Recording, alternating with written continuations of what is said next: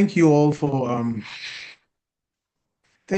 for being here today. And today is March 22nd, 2025.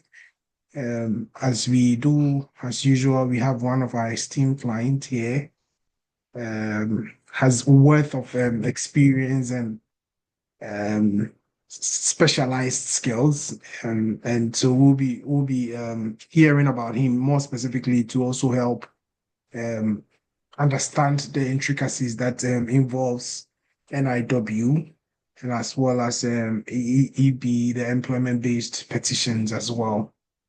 And before doing that, I would like to take the time to speak a little bit about what we do here at Rhemma Consult. Um, at Rhemma Consult, we offer comprehensive immigration services, and our employment-based green cards cover a range of categories, um, including the green card for the EB1s through to the EB5. We understand that immigration is not just about paperwork, it's about dreams, passion, aspirations, and in fact, building a better future. That's why here at Rhemma Consult, we offer individual and family-based services, which also includes navigating the complexities of temporary visas, marriage-based visas, green cards, as well as asylum waivers and humanitarian. And one thing that we strive to do here at Rhemma Consult is that we prioritize personalized attention, ensuring that each client receives the dedicated support and expertise needed to achieve their immigration goals with confidence and peace of mind. And our YouTube channel and our LinkedIn page, as well as our website, will be informative resources for individuals considering various immigration paths here. Without wasting much time, I would like to go straight to discuss one of our clients. But before we go ahead with some of the questions, I guess, Jeffrey, do you mind telling us a little bit about yourself, very high level, and what you feel comfortable sharing? Okay. Yeah, can everyone hear me? I can, loud Okay. and clear. All right. So as you may all know, my name is Jeffrey Gordon, and I'm from Ghana. I did my undergraduate program at Tech, KNUST, in geological engineering. And so I completed in 2016, and then I worked with Goldfields Company Limited. It's a mining company in Takwa for 2 years. And then I moved to Ghana Manganese Company. It's also another mining company there in Takwa for another 2 years to 20. That makes it 2022. No, 2020. So it was there that I started, preparing to move to the United States. I moved to the United States in 2022, January. And then I started my master's program at New Mexico Tech in mining engineering with a specialization in geotechnical and geomechanical engineering. And so I completed that in 2023 December, and I'm currently working with Freeport-McMoRan. It's a mining company here in New Mexico. Nice. He has done a lot of things. Maybe as the interview goes on, he's going to Yeah. take his time and then Mhm. discuss that. But as you briefly heard, he has a lot of working experience both in Ghana as well as here in the United States. So Mhm. maybe we go straight to the point. How do you feel about the approval notice? I was elated. I mean, we filed this thing in April last year, and my expectation was I was expecting something around September, November last year. I didn't hear anything. And I wasn't worried because I will get to why I wasn't worried because it was all because of him. But I wasn't so much worried. But we got to January and still nothing. February. And that was when I started like tracking my phone, like, no, I have to hear something within this month. But so I started tracking the app lawfully, and all they would send is if you want to be a citizen, take our civic education class. That was a notification I was always getting. So I was there one night when I saw the notification, but it always comes to USA. I didn't check it. So when they released the March bulletin in February, I was just going to the app to go and check. So I went there, there were two notifications. I opened the first one and it said, you have an update on your case. And I was like, what? That's like 3 days ago when I saw this and I didn't check. So I went to the app and I checked and there was like case approved. You should have seen me in the room. I was just jumping around and rolling around like a kid. And my roommate was like, what is going on? I was like, you have no idea. Just wait, I'll tell you later. So yeah, I was elated about the whole notification thing. Yeah. Mhm. Nice, nice. So I guess I would ask, how did you hear about Rhemma Consult? So I got to know about Rhemma Consult through a friend. His name is Lawrence. He's currently doing his master's in statistics at North Dakota. Um, when I completed school, you know, as normal, everybody would be asking, so what's the next step? Are you going for a PhD? Are you getting a job? Are you going to work on your green card? So I was in discussion with a lot of people and they were giving me suggestions, but the requirement from these big law firms just to even consider your case was like huge. There were things that I didn't have at the time. So I put that on hold for like 2 months and I was just casually talking to this friend of mine. And then he said, there's a guy that I know about. He's been doing a lot of, the NIW for people from our school. And his price is also very affordable. So at that time, I was fresh out of school, so I didn't have a lot of money. And so he was, yeah, you can talk to him, and then I'm sure you guys can work something. I was like, okay. So that was how I got to know about Doc, and then we started everything, and we've had a very smooth journey since then. So. Okay. So I know you probably spoke with a lot of different firms, with law firms or Mhm, consultant firms. mhm. But why did you decide to choose Rhemma Consult? Like, why didn't you go with any other firm? I'm going to be honest for two reasons. I'm going to be like very honest with you. It's for two reasons. In our school, like, I don't know if I'm allowed to mention any law firm name here. Is that allowed? You let's leave that out. Okay. Let's just say law firm A and law firm B. Okay. Okay. So there's this particular law firm that is like very popular in our school. Almost everybody used it. That was before I got to know about you guys. And so I got their contact and I contacted them. And then at the time in 2023, the the lawyer fee alone was 6,000. Now I hear they are taking 10,000. Okay. And so if I looked at the lawyer fee and then the application fee and the asylum fee for everything, the whole package would be around what 7,500. And I didn't have that kind of money. So that was one. The second thing was they were the minimum requirements before they even consider your case. You need like two citations, a minimum of, I said to two papers with a minimum of two citations and some other stuff, like some work experience. And at the time, I had only one paper. And when we started, I think I had like 4 or 5 citations or so. Yeah. So I just didn't qualify. So when I got to know you, we started talking. You mentioned the price, and then you said, "Bro, you have one of the best cases that I've had in a very long time. You should sleep." That was when I totally canceled those guys from the list because it was going to take me like another year or two to even meet the requirements that they were requiring for me. So yeah, that was why I decided to go with Rhemma.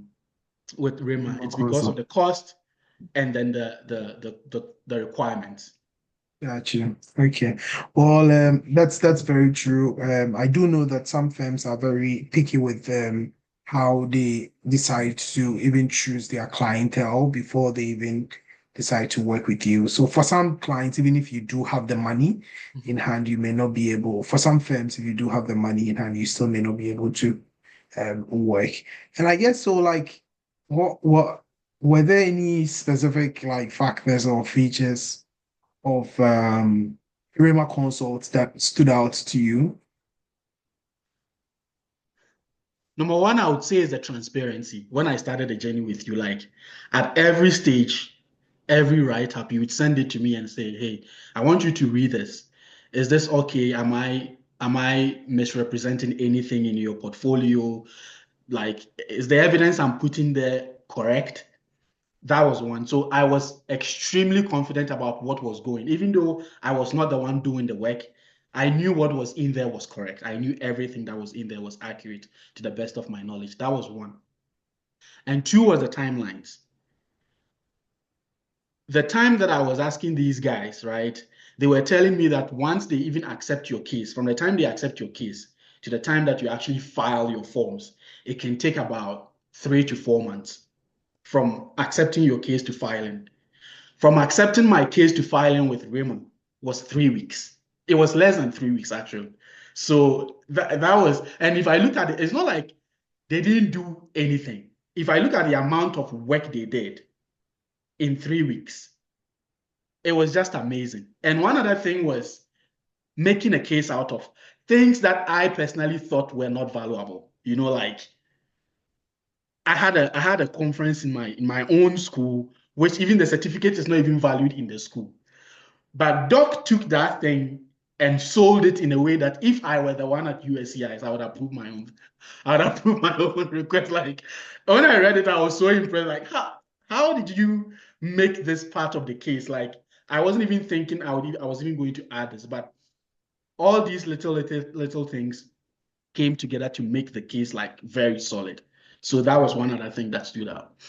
Yeah, definitely.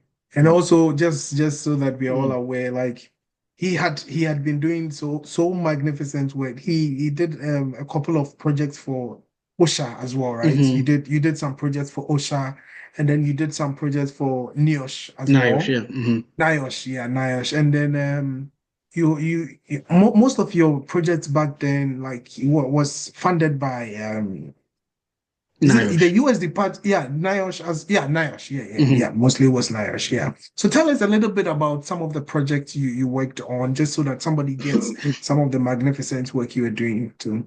So, like he rightly said, there were two projects that I was working on. One was funded by NIOSH, which is the National Institute of Safety and Health in the United States. And then the other one is OSHA, Occupational Safety and Health Administration. So the two bodies, NIOSH is specifically for they are like Minerals Commission for the United States. Like they look specifically over the mining industry, right? OSHA is more like a general safety overseeing body, right? So the project that I was doing for NIOSH, we were basically trying to develop these robots that would help with underground mine rescue missions in the event that there's a collapse, right? And the focus was in coal mines. It was pretty easy to do it in other mines for a couple of reasons. In coal mines, everything is flammable. The entire environment is cool. So the least thing is flammable. And according to the regulations, even if you send a torchlight that has one single AAA battery, it is considered an ignition source. And Okay. because everything is flammable, they are trying to cut down on the amount of ignition sources that are down there. So Yeah. the problem with this project was to develop a robot that can work underground that would pass all the ignition source requirements. That was difficult because robot is basically electronic. It's going to have a motherboard. It's going to have a chip. It's going to have batteries. It's going to have all these electronics, and it can't work down there because it will not pass the requirements.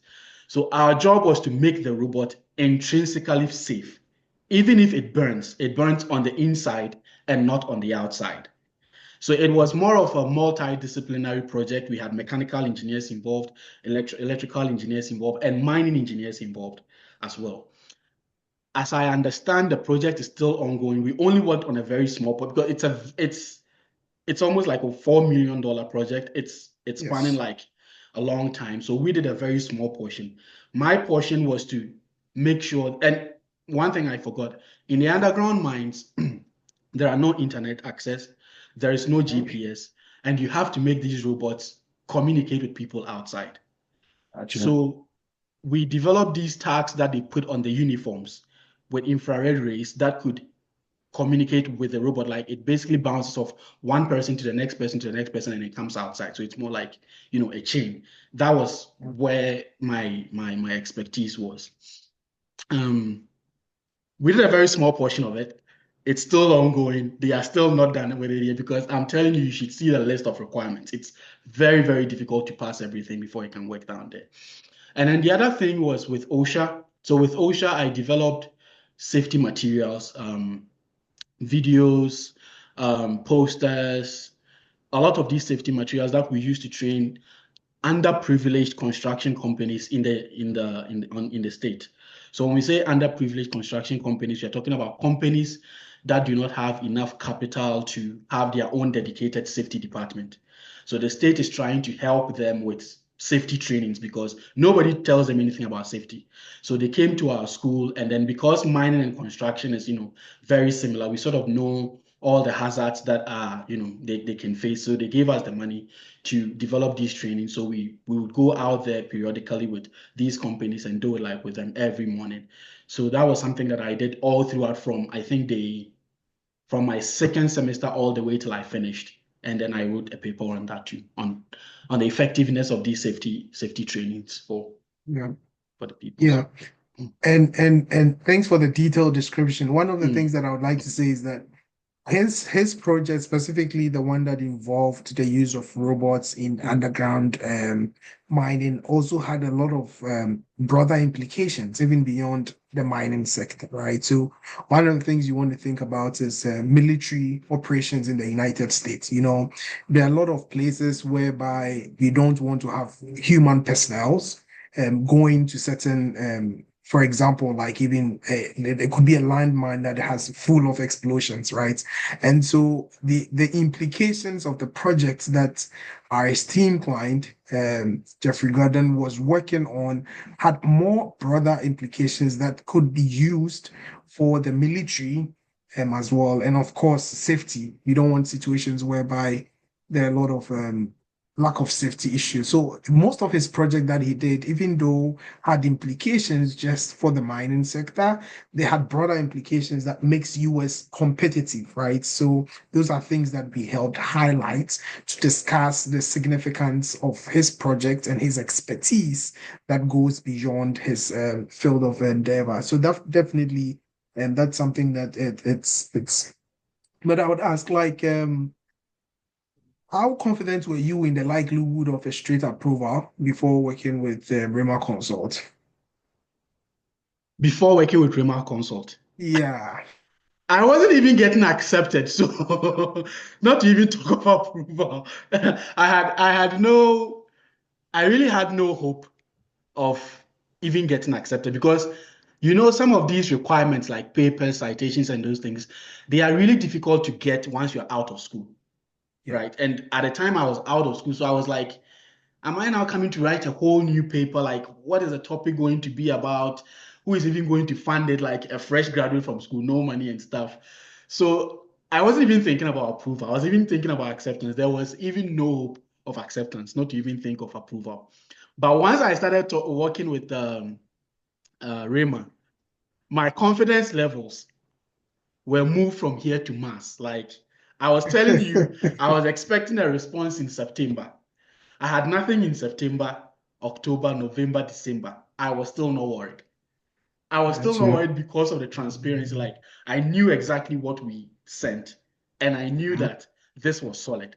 Like it Yeah. was solid. So I had a lot of confidence Yeah.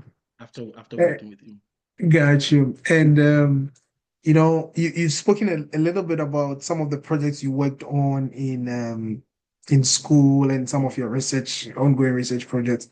How about tell us a little bit about your work experience, like maybe start from Ghana and then transition to what you're doing at Freeport as well. Uh, my experience in Ghana was it was something else, right? The mining industry in Ghana, I would say the regulations and the regulatory bodies in charge have made the whole thing like, the more you have money, you can do anything you want, right? Yeah. So really, it's not about how safe the people are. They really don't care. It's about who can pay.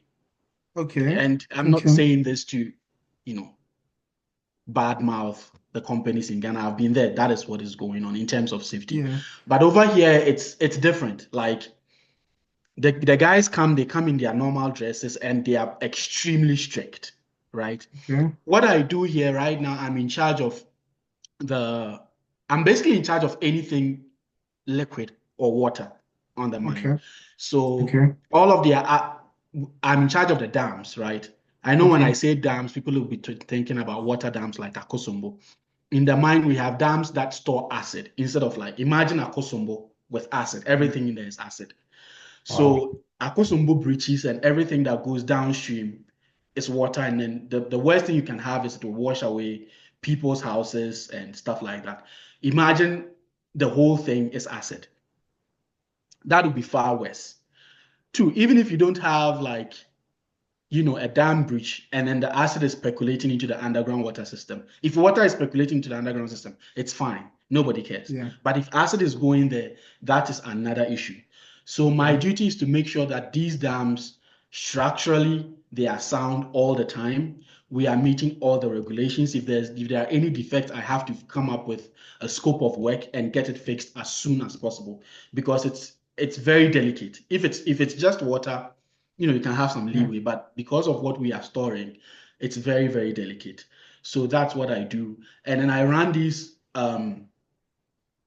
they call them drones, but they are more like swimmers, drones that swim on the acid pond, because Okay. periodically we want to know how much volume we have in there, how high it is going up, how much it has fallen. And you, if it's water, we have ways of doing it.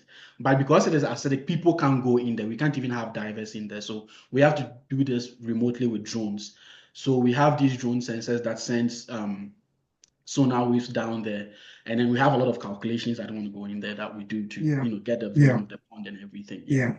So essentially, it's kind of like a continuation of the project you were doing Yeah. back in school, and then what Hmm. you're currently doing Yeah. as an engineer, and then all of this is all focused towards the safety in underground mining in Yeah. different folds, but again, usage of drones as well. Hmm. Yeah, so that's something that has a lot of implication that goes on and beyond your mining field. But of course, even its importance in the mining is just outweighs almost everything. As talking about the economic impact Hmm. of all of your projects as well. A lot of people have a lot of, I don't want to say misunderstanding, but there are a lot of nuanced conversations surrounding citations. Okay. So I'm going to be blunt and ask, like, how many citations did you have at the time of the application? We had less than 10. I don't remember I think we had like 8 or 9. As far as I remember, I think it was 7. But 7, again, something like like that. Yeah, it it's was been a less than year 10. since I worked Mhm. on yours. Yeah. So, and yeah, that's the thing. If you work with other the big law firms, none of them are none of the ones that I talk to would accept anything less than 10. 10 is the minimum. And even with 10, they have this particular thing. They don't accept self-citation, and they also don't accept I think citation from your school. Yeah. Right? So if there's somebody from your department who has written a paper and cites you, they really don't think that's a very strong citation. So they really go in there. By the time you realize, even your 10 has fallen down to like 2. Because my 7 citation, I know one was self-citation and one was also from the school. So I only had 5 that was from outside. So Yeah. I was nowhere near the requirements at all. Yeah. Yeah. Definitely. And so, yeah, like you heard from the horse's own mouth, he had about 7 citations, and we were still able to work with him to be able to achieve the level of expertise, and then get the approval for him as well. And so you worked with us for I think about a month. How would you describe our services? If I'm to describe it in one word, it's professional. Like, when, no, seriously, before you guys, I never knew of consulting firms for immigration. I only know law firms. So Yeah. when Lawrence told me about you guys, I thought you guys were lawyers. And so later I realized you are not lawyers. And I was like, "Eh." is this thing legit? Like this thing I'm going to do, is it really legit? But from the day that we started talking, the interview, me giving you your CV, it was the same process that the law firms were like taking me through, right? And everything was transparent, everything was quick. There was that we were not playing. That was the thing. You guys were even serious than me that it was my case. Because I remember Doc would call me like 10 p.m., 11 p.m. He say, hey, I need this document. Can you like write something up like right now? I'll be like, oh my God. I am the one looking for the green card, not you. And we'll fix something up. So he was like on me from day one till we finished. Very professional, very quick, and a good job done. Yeah. Okay, I see. And also, like one of the things that I also want to highlight is that if my memory serves me right, there were other and there were interests of other institutions in the United States that were actually interested in your expertise, right? For example, I remember that you had an admission, an acceptance from Purdue University, and Yeah. when we talk about Purdue University is not saying that they aren't good school, but Purdue University is Purdue University. And also New Mexico itself also had expressed interest in you. And of course, the Freeport decision to even offer you a job or again was an indication that you are not going to be a liability to the United States. You are still going to continue pursuing your expertise. So, I mean, there are so many objective evidence that really stood out to discuss.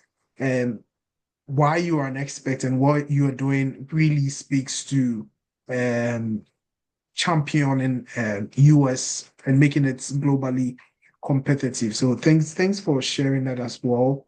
Yeah. And maybe if you feel like you've already answered this, please feel free to let us know. But what were some of the notable aspects of Rhemma Consult services that stood out to you?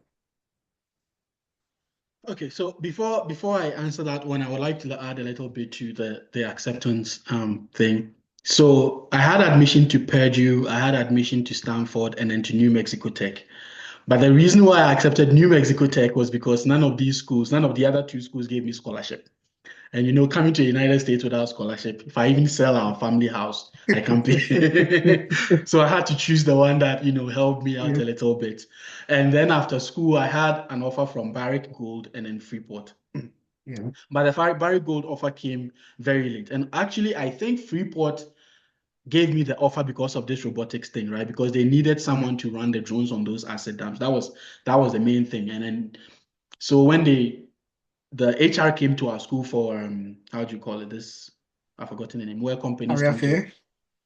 they come to the school and then they Yeah, they showcase what they do and stuff like that. And yeah. then I gave them my project and stuff, and I got like an immediate interview right there, and then later they gave me the offer. So that was a thing. But as to what the aspect that stood out to me for when I was working with Rhemma Consult, um, again, I think I've said a lot, but the one that stood out to me was making a case out of nothing.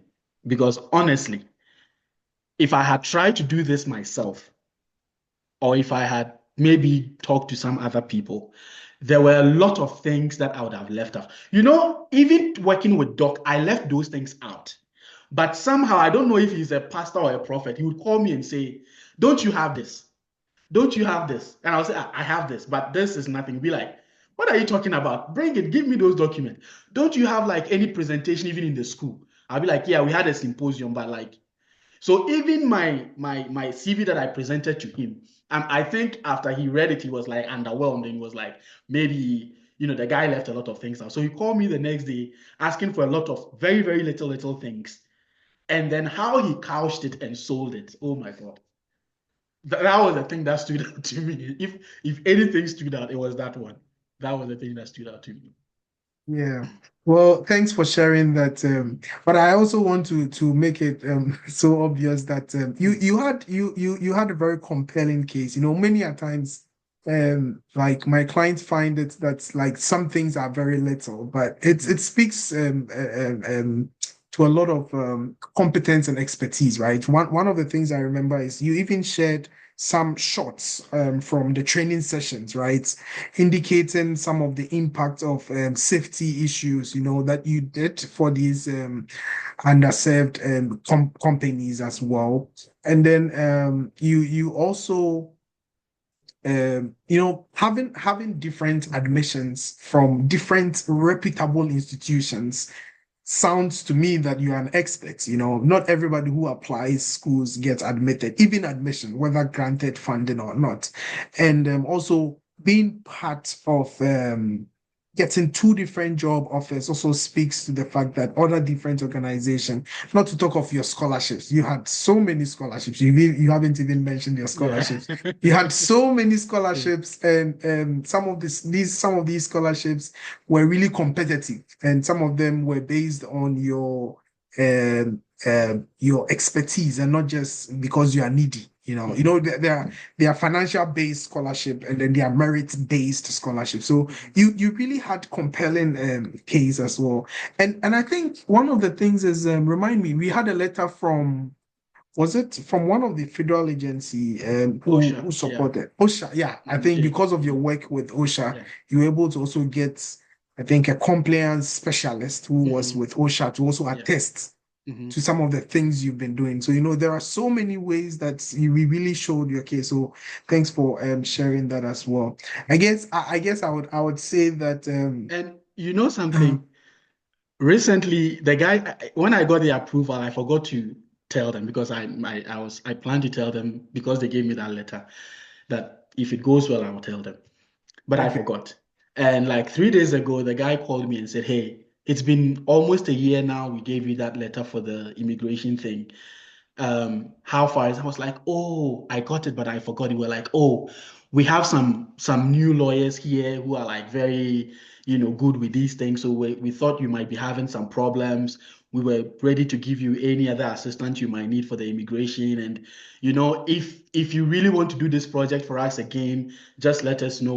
We have the funding ready, and then we want you to do the project for us again." I was like, "Wow, these guys liked what I Nice. did." Yeah, that was like a Yeah, week ago. Yeah. yeah. Nice. Oh, nice. That's Mhm. that's that's great. And that's from OSHA, right? That's from OSHA. Yeah, yeah, and like OSHA is also it's a quasi-governmental organization. So Mhm. being that interest in your expertise from a government organization also shows how important your work is, not just to your immediate work at New Mexico and Freeport, but Mhm. also to the United States as well. Um, based on the experience, would you recommend Rhemma Consult to others in a similar situation? 100%. And I don't know if I can say this, but I have recommended a lot of people already, right? Yeah, Anybody who yeah. talks to me, I say, "Hey, talk to these guys." And once you posted my acceptance on LinkedIn, I had a lot of people from the workplace, people from other schools saying, "Hey, are these guys lawyers? Like, how much do they charge? Can we do it?" I'll listen to them. "Hey, like, what do you have?" And then they'll just tell me something small, like some 1 or 2 minute snapshot, and I'll be like, "Talk to this guy. He will do it." Like, talk Okay, to him. So yeah, I would recommend it 100% from my experience, 100%. okay. That's legit. And as part of, I know we are trying to showcase what you've done, and you've done a very great work of doing it. But there are people who are considering doing there are people who are considering doing this NIW journey and or Mhm. embarking on this NIW journey. What would you say to someone, considering this whole process, first as an individual and Mhm. somebody who would consider using Rhemma Consult? So, as an individual, I mean, if you were a freshman in school, if you just came like first year student, what I would say is get as much, keep your head down and get as much as you can from your research, whatever research that you are doing. As if it's a paper, great. If it's a conference presentation, great. Whatever you can get from it, whatever documentation you can get from it, it is not little. Try and get as much as you can from it before you leave school, because we all know once you leave school, it's difficult to come by these things, right? And generally for any other person, I would say before you give up, before you think you don't have a case, talk to Rhemma first. I'm telling you, if Rhemma tells you you don't have a case, then you don't have a case. If they don't accept you, you will not be accepted anywhere because I've spoken to other people. So if Rhemma says this case is not good, work on this, bro, work on it. You don't have a case. If you have a case, they will take it, right? For anyone working or considering Rhemma, anyone working with Rhemma right now, you are in a good place. You are in the best place you can be, because I don't know. I wish I can just publish the files that I sent and see the work that these guys did. Like sometimes I just pick the files and I just open it like, so am I the one who did all of these things? Like I don't believe I did this work, you know?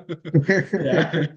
Yeah, I mean, I've heard that incident of people and what past clients like taking their files again and then Mhm. reading it over and over again. And we are glad that we're able to help. I always say that in as much as we think we are doing great work, I'm just curious, like, and feel free, like, just like you are being plain, like, in what ways do you think we could improve our services or better meet the needs of our clients? Hmm. I didn't think this would be a difficult question, but if this question is difficult, then it tells you that they are doing a good job, because honestly, honestly, I don't know, but I'm being very picky here. Okay, If no, I if that's I'm fine. being very picky, I would Uh, say the only thing I can say is you guys need to improve on your social media presence, like the publicity and everything. Because I didn't know anything about Rhemma until after Lawrence told me, and after then. I don't know if after you file, your information goes into an algorithm or something, but I started getting a lot of Facebook feeds with, lawyers and other firms selling their firms. They do immigration, this and stuff, but yeah, there was nothing about Rhemma, yeah, so that is one part that I would say if you can, up the game on the social media, it would really help. Because yeah, yeah, trust me, there are a lot of people out there who want yeah. to do this. Yeah, that's true. I think yeah, that's something we can definitely work on. And thanks for sharing that as well. That's really fair too. So I guess one of the things that I would like to end with is that we take a pause and then Mhm. reflect on someone who just came to the United States, who is thinking about staying in the United States permanently and is thinking about employment based and literally has nothing, what would be that thing that you say that phrase or that catch that you say to that person who just came to the United States right from Kotoka? And they don't have anything. Yes, yeah. I would say whilst Rhemma is still there, there's light at the end of the tunnel. If you don't have anything, you just came. Just keep your head down. Get as much as you can. There's light at the end of the tunnel. Rhemma will hold you up once you are done, and then you have everything that you have from school. That's in simple terms what I can say. That's definitely fair. So we are just wrapping up and so I would open it up for a few questions. I think I see a couple of questions Hmm. in the chat, and then we can end it up with so what is the priority date for EB2? So the way the priority date works, there are two types of priority dates. I don't know if you know much about it, but there are two types of priority dates. We have a priority date that shows you when you can adjust your I-140 approval, and we have a priority date that tells you when you can actually get the green card, or those who are getting the green cards in hand. It's been a while since I checked the priority dates because I don't see the priority dates. But let me update you. Let me answer your question. And also, one thing you should notice that, so I'm quickly checking the priority dates. One thing you should also notice that the priority date changes every month, right? Or not changes, but there is an update on the priority date. So it's not like what I say today is going to be true forever. Like 3 or 4 months from today, I'm saying this because this is recorded. So 3 or 4 months from today, the priority dates may just change. So as we speak today, the priority dates for the action dates for employment-based visa is my internet is actually buffering. Mm. Okay, so here it is. So those who are actually receiving the green cards, like those who are receiving the green cards, they have a priority date of May 15th, 2023. And those who can adjust their status, again, this is for EB2, because we have EB2, we have EB1, we have EB3. Okay. For those who can adjust their status, it's August 1st, 2023. And like I said, this priority dates changes from time to time. I think there is a question from Emmanuel Edu saying that how many recommendations did we use to file and from where? I think this is something you can answer, Jeff. But before that question, so the action date is for those receiving the green cards, right? Yes. And then the Yes. filing date is for those adjusting. Yes, that's correct. Okay. Yeah. Okay, so yeah, the thing on recommendation is one thing I probably left out. You know, the law firms that I spoke to, the minimum you can have, that is, if you meet the minimum requirement of 2 papers and 10 citations, the minimum you can have is, I think, 6 or 7. But if you go beyond that, they accept 5. I only used 2 recommendations. 2. One from my professor and then one from OSHA. Now, when I gave those 2 recommendations to Doc, I mean, I've heard everybody say you need 5, 6, 5, 6. So I was looking at other places I can get the extra 3. Doc was like, this was okay. That was the one thing about the whole filing that I was a little bit not confident in. But Doc was like, I am the one doing this. I know what I'm talking about. I know what these guys have written in the recommendations. You don't need more than 2. So we used 2. One from my professor and then one from OSHA. Yeah. And he said, looking at it, okay, go ahead. Just to talk a little bit about the recommendations, I get this question a lot. Like, I wish I could say this anywhere that there is a fixed number of recommendations, but that would be a lie. In fact, I can boldly say that letters of recommendations are very subjective. Okay, and it is only a privilege that USCIS adjudicating officers get to use them, because most of these letters are coming from people that have worked with you in one way or the other. You already have seen the content of the letters, so it's obvious that they're not going to say bad things, even if that was the truth, right? And also, if depending on the merit of the case, right? Because there have been cases that we don't even submit any letters of recommendations. Like, we've had tons of clients, we look at it and they're like, we don't need an external person to help make a case for you, because like one of the things that come in mind was there was one of the clients that we had that was involved with a lot of patents, and I know one of the things about patents is that it shows original contributions of major significance, and that client had about 20 to 30 citations, and now it's grown over time. And then that client was involved with a lot of project that really strengthens U.S. Department of Defense, and most of the project the client had worked on had received awards from very reputable organizations, right? And the client had reviewed a lot of manuscripts for different journals. And also that client, before getting the job at his current place, he had gotten a lot of different job offers, so it depends. So it's so difficult to answer the question of like how many letters of recommendations do you need, right?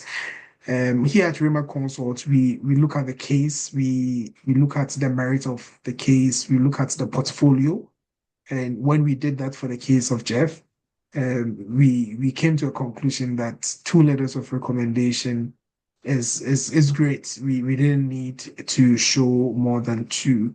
And I always say this, it's kind of funny, but if you're sending more letters of recommendation, it signals to me that your case is actually a weaker case, because if the only way you can prove that you are worth it is a third party and you don't have other objective evidence, then it's a little bit questionable. So, but yeah, we've had clients that we've had more than 13 letters of recommendation. So I'm not against letters of recommendation, because I think we have an upcoming interview for in a couple of months, and yeah, we've had clients that we use about 13 letters of recommendation. So it's here or there. So I wish I could tell you like if there's any numbers, but no. Looking at Jeff's case, will he have qualified for EB1A also? Back then, no, but now I think he qualifies for it, and maybe he should bring me, now that he has a lot of money. Maybe he should bring me some small coins, and then I will consider doing it for him. Else he should stay over there. Well, EB2 is fine for me. It's fine. EB2 is okay. It's fine for me. Yeah. So I really want to say a big thank you to our esteemed clients, Jeff, here, for the trust of work, as well as taking the time out of your busy schedule this weekend to have an interview with us here. And also for those who are considering or would be watching this, one of the things I'd say before I say what I'm about to say, I am putting in the chat an information about Rhemma Consults. You can check it out. But one of the things that I always say to my younger self, if I had to do it all over again, is to start early, right? So whether or not you even meet the requirements, information is very key. Okay, so knowing or having information about the requirements of the category is very important, because even if you don't meet the requirements, then now you get to know that, okay, I need A, B, C, D, and E to be able to meet the requirements for this category. That way, you can reverse engineer the process and start meeting the goal, right? So the most important thing is you don't have to wait to get the visa, sorry, to get your graduate school degree, right from day one. Find out the information, set up monthly goals, set up quarterly goals, set up semi-annual goals, and then take it one step at a time. Also consider volunteering for a lot of different projects. In the university settings, there are so many opportunities to work with professors, and that also helps you build that portfolio of expertise and experience, because once you learn from them, you build that expertise. And whether or not you decide to use the services of Rhemma Consult, I think it's very important to start early, and then wish you guys all the best. So I guess I would end it here, but thank you all for being here as well. And then if there are no other questions, I think it's going to be bye for now. Definitely. Okay. Bye.